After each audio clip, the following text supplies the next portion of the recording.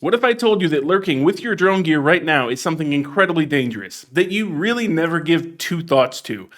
But you have it in a ton of quantity. It grows crystals like caves, it makes toxic gas inside of itself that is flammable, and you probably don't even know that it's doing it. Well, it's these, your Boom Boom bricks. Hey everybody, I'm Bacon Ninja, and yes, today we're going to talk about the Boom Boom bricks, or lithium polymer batteries, like most people call them. I call them the Boom Boom bricks because they are seriously, and I'm not kidding at all, the most dangerous part of your FPV gear. And you need to give them a lot of thought. And if you don't understand something about them, you should really try to, because they are absolutely hands down the most dangerous thing in your drone bag. They can light your house on fire. If you abuse them, they won't think twice. They will explode, they will not be able to be put out, and you will have a homeowner's insurance claim. Or renter's insurance claim. Either way, that's totally up to you. And in this video, we're going to cover why exactly they catch fire and what we can do to prevent it. Now, you could probably think back to a time where everybody was concerned about fire, and it had a lot to do with phones. If you remember Samsung's whole thing about their Note phones when they folded and they'd catch fire, that is the same problem we have with lithium polymer packs in our drones. Only ours are significantly larger than the ones in those Samsung phones. However, we give very little thought most of the time to what we do with these packs. So let me just go over real quick what's inside of them, and then I want to cover with you what the failure modes look like and why they fail, so that we can talk about what not to do to make them not do it.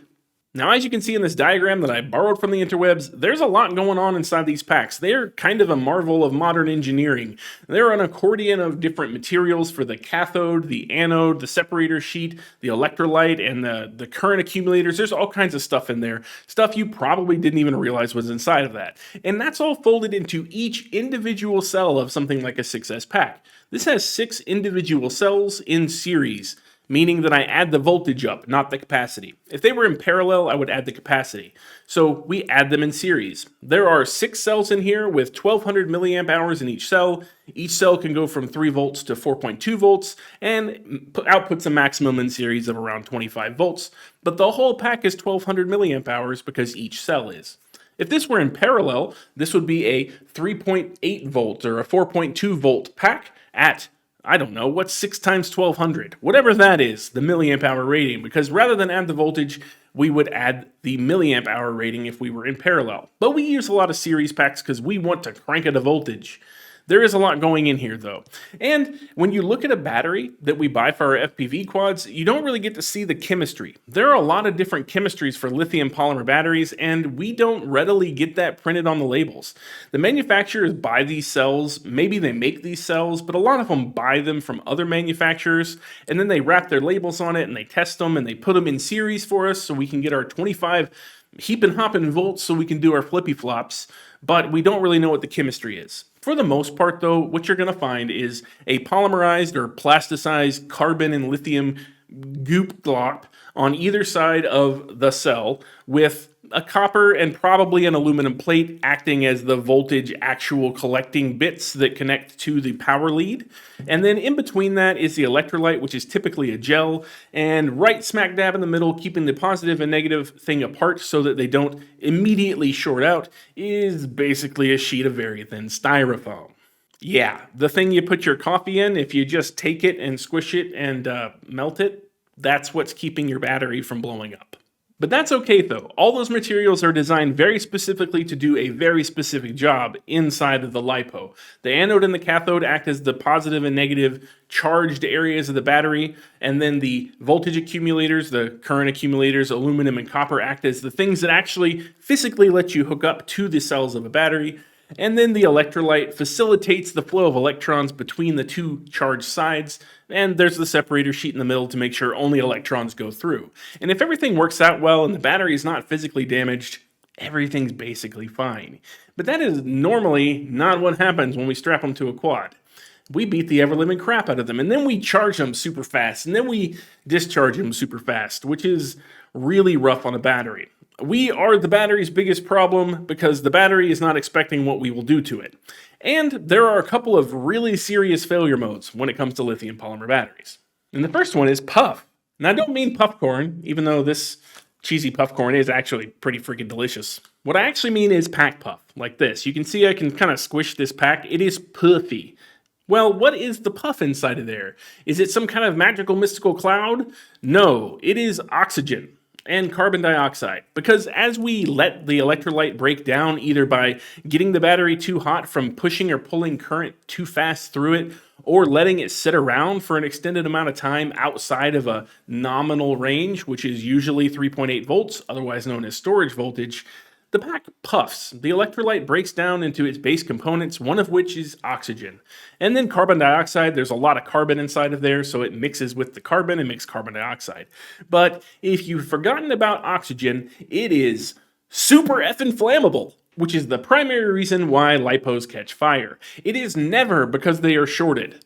Yes, you can short a pack, and things will happen to it. Bad things will happen to it. But what will happen more specifically is heat. Whenever you short something like a battery internally by sticking a screwdriver through it, or another way that I'm going to cover here in a second, you are actually making a lot of heat wherever that short is happening. And that heat is breaking down the electrolyte, which is turning into oxygen, which is combusting immediately, because oxygen is super effing flammable. So that is why you can't put a lithium battery fire out. It brings its own oxygen to the party, and you just gave it all the heat it needs to have a total meltdown like a nuclear reactor. And there's not a single thing you can do about it but grab it with an oven glove and throw it outside and hope to God your fire can be put out. So now that you understand why they catch fire, let's talk about what you can do to avoid them catching fire.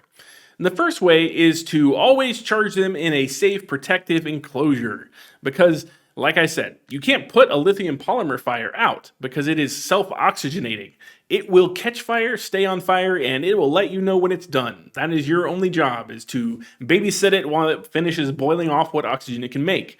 So if you put it in a container like a bat safe or a LiPo bag, a good quality one though, not a cheapy one, because the cheapy ones don't actually work that well. While you're charging, then the fire is at least contained in an area where it won't burn your house down, although you will never get the smoke out of your house from the nasty lithium and disgusting hydrochloric acid that is spewing out of the pack as it burns.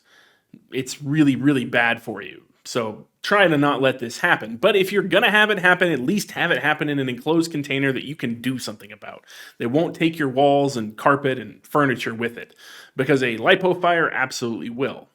And while you're charging in a safe bag, you should be charging at a safe speed. We always talk about safe charging speeds for LiPos being 1C, but how do we calculate 1C? 1C is equivalent to the milliamp hour rating of your battery divided by 1,000 with an amp sign behind it. So I have a 1200 milliamp hour Speedy pizza here. I'm going to divide that by 1,000 and get 1.2. Then I'm going to throw amp behind it. I can charge this safely at 1.2 amps. It will take roughly an hour to charge a LiPo pack at 1C. If you cannot wait an hour for a pack to charge, then maybe it's not time to fly. If you push it beyond that, you are actually pushing the battery harder than it should be, you are making more heat, and you're doing a thing called making dendrites, because there's lithium floating around in that there liquid electrolyte, and as we push current hard from the negative to positive terminal, or we pull it from the positive to negative terminal out of the pack, that free floating lithium actually makes crystals. And most of the time, if we're not pulling too hard or pushing too hard, it looks like moss. If not pushing too hard would be at something like 1C. But if we pull or push way harder than the battery is designed for, it starts to look like knives. And remember what I said earlier about stabbing a LiPo causing the fire? You don't have to stab it. It will stab itself. Those little dendrites can cross right through the separation layer and create a short in a cell. And once a cell is shorted and it's not unshorted immediately, the heat builds up, the oxygen spills out, and it catches fire. And you didn't even have to pierce the pack to do it. All you did was overcharge it, push it too hard at charging, or treat it really terribly by pulling way more amps out of it than it's made for too long. Yeah. Now, how many amps is it made for? That is another good question. On this same pack, the Speedy Pizza, this is rated at 100C. We know 1C is 1.2 based on the math we just did, but we multiply that by the C rating of the battery to get the maximum amp output that is safe for this pack. So that, in my case, for this 100C Speedy Pizza, would be 120 amps. So I know that if I'm pulling 120 amps or less out of this pack, I am not going to take it to the point of putting knives through itself and destroying itself. as long as I am taking care of the pack. But usually when we're on a quad, we have an amp rating of our ESC at like 55 amps. There are 4 of those. That's like 200 amps that the ESC can take. But our motors will not pull it. The quad will fall out of the sky before we try to really make the max capacity of some high-end 100C pack go all the way to the top. So what are some ways that you could actually accidentally pull too much current through this? Well, the leading way is something called a parallel charge board. And I would show you mine, but I have thrown it away for safety because it's something you should never use. Now, if you are parallel charging and you have a difference of opinion on this, I'm happy for you. You can believe whatever you'd like, but I'm going to tell you the truth about parallel charging. It is not something that you should consider doing. It's not worth the time and effort and safety precaution that it takes to parallel charge. Because parallel charging is taking more than one pack, plugging them all into a board, and making it look to the charger like one large pack. So I have 2 Speedy pizzas here, and if I put them in a parallel board, I would put the main leads in the parallel board, I would put their little balance ports in the parallel board, and it would pretend to be a 2400 milliamp hour pack. It makes them in parallel, which adds the capacity, not the voltage. So as I'm charging it with my charger, I would charge the 2 of these at the same time as one really large pack. So I could charge like 4 batteries or 6 batteries at once in the same amount of time as I would a single pack, only on a board that's special and connected to my charger. And it sounds like a great idea, but the problem arises whenever you're plugging the thinking things in. If they're not the same voltage, it's kind of like 2 buckets of water having different levels of water in them, and then you put a hose between them. They want to equalize. So let's say this pack is at 4 volts and this pack is at 3.6 volts. That sounds fine, but when I go to plug the main lead in of this one and then plug the main lead in of this one, I'm going to instantly draw an unlimited amount of current from this battery and try to get this battery up to an equilibrium with the other battery. They will want to settle somewhere around 3.8 volts. And because I'm not able to control the amount of flow between them, that means I'm going to pull a crap load of amps out of this pack trying to instantly equalize these two things, which means that this pack is likely to blow up. And again, I cannot unrecommend this enough. But when I used to do this, I would take all the packs I flew that day and run them through a storage charge sequence to get them all to 3.8 volts. So they were all at 3.8 within 0.05 volts of each other. Not a lot of differential between packs. And then I would plug them all in because at that point where they're all at the exact same voltage, it is safer to plug them in without having a problem. Now, if I accidentally missed one or didn't read one correctly, then I was putting my life and the lives of my entire family in danger by plugging them into that board. But I was very meticulous about it, and I made sure they were all at 3.8 volts. So it was fairly safe for me to do. But if I had just made a single mistake, I could have caught my entire house on fire, and that's why you should just avoid parallel charging altogether. It can be done, but it is not worth the safety, not worth the extra time to get all the batteries to the same voltage level, not worth the risk at all. So I cannot recommend you do it. Instead, I would recommend that you get a multi-port charger. They make lots of really good multi-port chargers now, especially Hoda and Toolkit RC and a bunch of other ones make 2 or 4 port chargers. That means I can safely individually charge up to 4 packs on some of these chargers for like $100 and something. You can pick them up, and they don't even need an external power supply.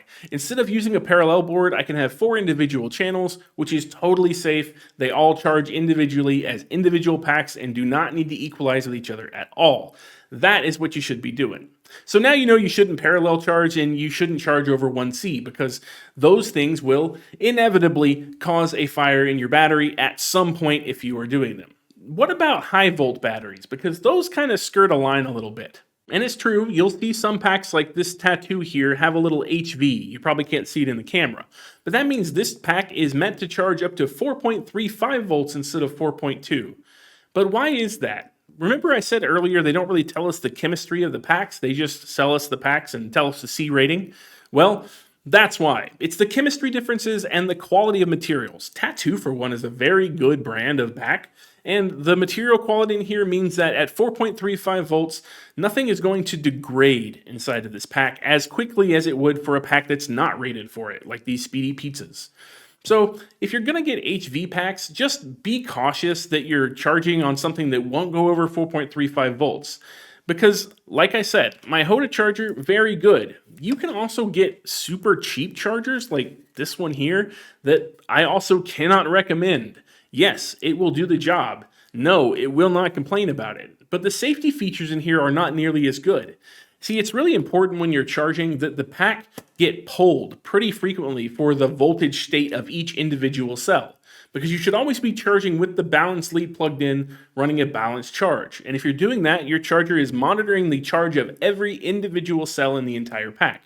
It needs to pull that very often, and it needs to be very accurate, because if it's not, and it lets that one cell go well over its recommended spec, again, things become chemically unstable, your electrolyte starts to leach out oxygen into gas, and then any amount of heat will set that oxygen off into a flame ball, which then causes a meltdown reaction. That is why you should always use a good quality charger, no junk from I don't know where you might order it, but it's worth the money on a good charger to maintain your safety. Just get a good charger, get a good thing to charge in, charge it 1C, never parallel charge, and you'll be fine for the most part. If you do those things, you will be totally good, and then you only have to worry about the natural destruction of your battery, which then can cause a buildup of oxygen, and the first time you put a lot of heat through it can still catch it on fire. Yeah, there's still one more thing we need to talk about.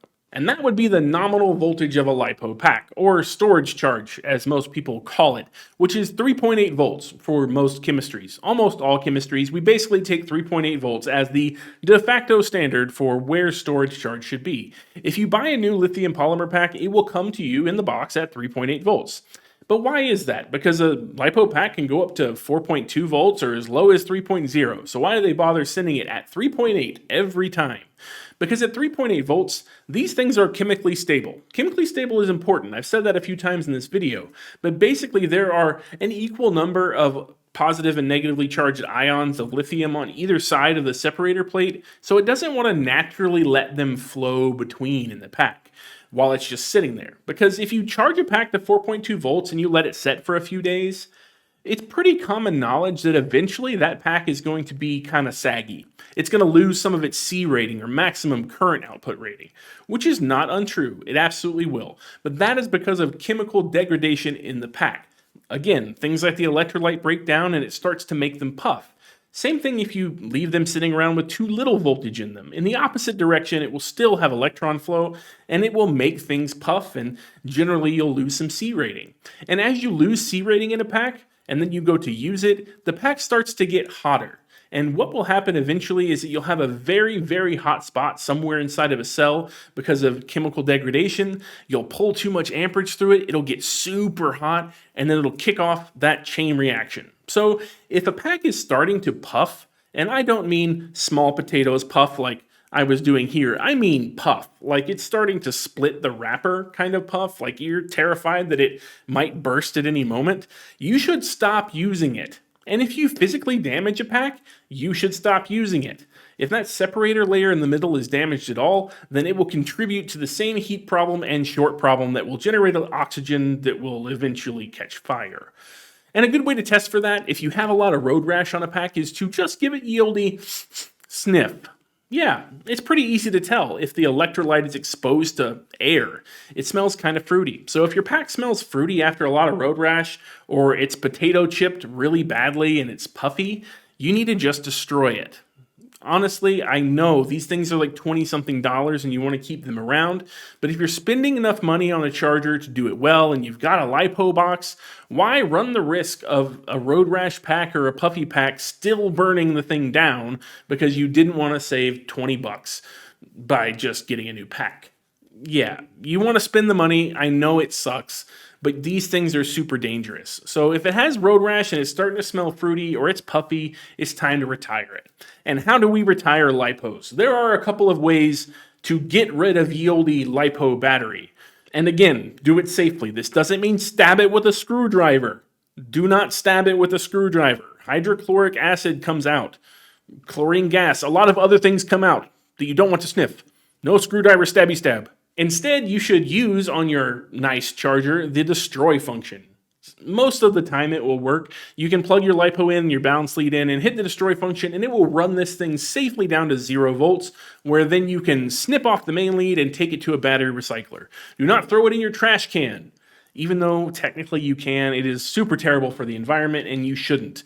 Your local Home Depot, AutoZones, places like that will take these batteries. You should just run them down to 0 volts, snip off the tips, and put them in a box outside of your house, preferably a metal box outside of your house. And then when you have enough of them to make it worth a trip, you should take it to the recycler, because that is always the safest way. Now, if your charger doesn't have a destroy function, or for some reason you can't get it to run a destroy, there are little things you can get to put on the end of this that are basically just small little lights, and I like these from Race Day Quads. They come in XT60 or XT30. You just pop it on there, you take this, you go outside to your barbecue grill, you sit this sucker in the barbecue grill, and you let it sit there for about 4 days, and you'll come back, the light will be off, and this thing will have puffed to a nightmare and be totally dead and ready to cut the lead off. It's the same thing as the destroy function, except for it's a little bit slower, and you can do it outside, which is really nice. But you should always take the time to destroy your cells to 0 volts before disposing of them, and you should never put them in the regular garbage. Because what will happen is eventually a bulldozer will run over them in a landfill, and if they're not properly destroyed, or maybe they look destroyed but they weren't actually destroyed, that landfill gonna be on fire. And that is a nasty fire if a landfill is on fire. That's why they don't let you put these in planes. That's why they don't let you throw them in trash cans under certain circumstances. They can be really nasty. Yeah. So that's it. That's a whole bunch of stuff about lithium batteries and safety. Now, if there's anything you don't understand, feel free to head over to my Discord, where you can ask a great group of pilots any questions you want about LiPo safety. There are also a bunch of people using a lithium ion in there, making their own packs. They're making their own LiPo packs with individual cells. There's all kinds of stuff going on over there, and all kinds of people with stories about LiPo use. And I have unfortunately seen some burned down bedrooms and other things happen over there. Hence this video, because I don't want that to happen to you. These things are seriously very dangerous. If you take nothing else from this video, always charge at 1C. Understand how to find what 1C is. Never parallel charge, and never destroy them with metal objects or shooting at them or any of those things. If it looks questionable, destroy it. Don't even take a chance on it. It is not worth your house insurance claim or the lives of your friends and family, and maybe even yourself. It is a $20 pack. Buy another one. I know it sucks, but that is seriously the best way to handle this stuff. An ounce of caution is not enough. You need an entire bucket. If it looks at you funny, it needs to go away. That is the way you handle lithium polymer. Unfortunately, maybe someday we'll have a better chemistry like solid state batteries and other things that don't have these inherent dangers, but today that is what we have. This is the most energy dense thing we can cram on a quad for the right amount of weight, so it is what we will use. Just remember to have a lot of forethought and caution, and do it safely, because if you don't, it will bite you. Maybe not today or tomorrow, but it will happen. So be ahead of it. Don't let it happen to you. Anyway, thanks so much for watching. I hope you are super safe with your lithium polymer batteries. If you have any questions about it, head over to the Discord, leave it in the comments below. Let me know what your favorite brand of battery is in the comments below. I know you're all using the lithiums and the polymers, so tell me who you like the most, and I'll talk to you about who I like the most. I'm not going to put it in the video because I have a lot of opinions, and this video is already super long. Anyway, until next time, stay greasy, and I'll catch you later.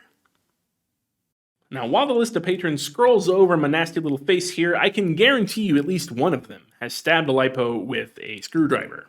Someone in this list has done it. If they are silly enough to give me money to buy my LiPos, I guarantee somebody has done this with a screwdriver.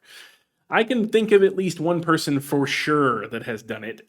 Let me know in the comments if you're watching this long. Let me know who you think out of this patrons list has stabbed a battery with a screwdriver. I'm interested to see what you think, because you probably know some of those people. Anyway, yeah, be safe. Seriously, it's all out of love. FPV is love. Be safe. Don't hurt yourself with these. I see it too much, and I don't want no more of it. Somebody's still going to do it, though.